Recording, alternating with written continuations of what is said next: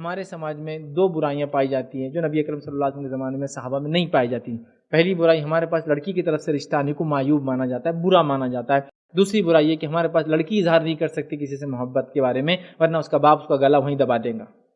بولیں گے ہم نے کیا تیرے کو اس لیے پیدا کیے تھے کہ تو آ کے باپ کو ایک دن بولے کہ تو فلاں لڑکے سے محبت کرتی. حالانکہ آپ اگر اپنی لڑکی کی دینداری جانتے ہیں اور اگر وہ محبت کی بات کرتی ہے تو یہ شرعی محبت کے تقاضوں کے تحت کہوں گا، اس نے وہ افیئر وغیرہ میں نہیں ہوں گی.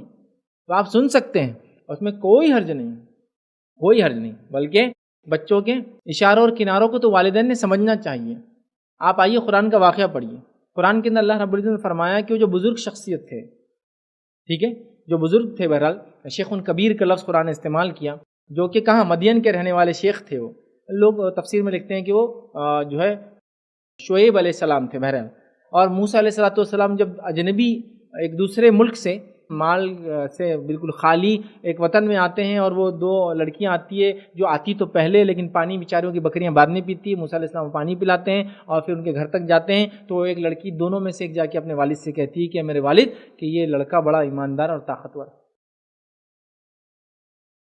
والد کے لیے اتنا اشارہ نوجوان لڑکی کا کافی ہوتا ہے. والد موسیٰ کو بلاتے ہیں، موسیٰ علیہ السلام سے بات کرتے اور کہتے ہیں تم میری لڑکی سے شادی کر لو اور چاہو تو 10 سال مزدوری کرنا، لیکن 10 سال تو ہے ہی. تو یہاں اس نوجوان لڑکی کے خالی اس نوجوان کے تعریف میں دو الفاظ والد کو اشارہ دے رہے ہیں کہ لڑکی لڑکے کے اوصاف کو سمجھ کے اس کی تعریف کر رہے ہیں اور آپ شادی کا آفر رکھ دیتے ہیں. کس کے سامنے شادی کا آفر رکھتے ہیں؟ اجنبی، بے گھر، بے ملک، بے مال اور دولت، کچھ نہیں ہے موسیٰ علیہ السلام کے پاس، ملک سے نکالے گئے، اجنبی ہے، بے گھر ہے، گھر نہیں ہے، بے ملک ہے، کوئی ابھی نیشنلٹی نہیں ان کے پاس، مصر سے نکال دیے گئے، بے مال و دولت ہے، اور سب سے بڑا دوسرے ملک میں کرمنل کیس چالو ہے، وہاں سے بھاگ کر آئے تھے کسی وقت. حالانکہ قتل خطا تھا، انجانے میں قتل ہوا تھا آدمی. قتل عمد ہوتا اور قتل خطا. قتل عمد مطلب جان مجھ کے مارنا، قتل خطا غلطی سے، ایکسیڈنٹل کیس. قتل خطا کوئی چاہتا نہیں کسی کو مارے لیکن ایکسیڈنٹ میں موت ہوتی ہے.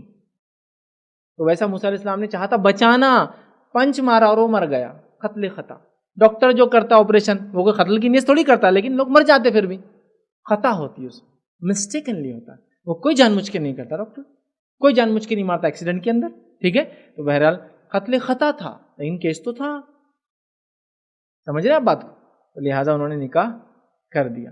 تو لڑکی بھی اگر شرعی بنیادوں پر پسند کرتی ہے، اپنے گھر جائے، اپنی والدہ کو بتائے کہ والد سے بات کرے، اپنی بہن کو بتائے تاکہ والدہ سے بات کرے، پھر جو لوگ والد کو بات کرے بتائے کہ کوئی ایسا افیئر نہیں ہے لیکن دینی بنیاد پہ یہ مسئلہ ہے. اگر آپ لوگ جاتے ہیں، جج کرتے ہیں، دیکھتے ہیں لڑکے کو اور پاتے ہیں کہ جیسا میں دیکھ رہی ہوں دیندار ویسا ہی وہ ہے تو انشاءاللہ آپ آگے بڑھیے. نہیں تو ابا آپ جو بہتر سمجھے، بڑے بھائی جو آپ بہتر سمجھے، امی جو آپ بہتر سمجھے، ماموں ذمہ دار تو ماموں جو بہتر سمجھے، چچا نانا ہوتے کبھی ذمہ دار دادا ہوتے ہے نا، جو بھی بہتر ہے آپ سمجھیے، آپ لوگ کریں.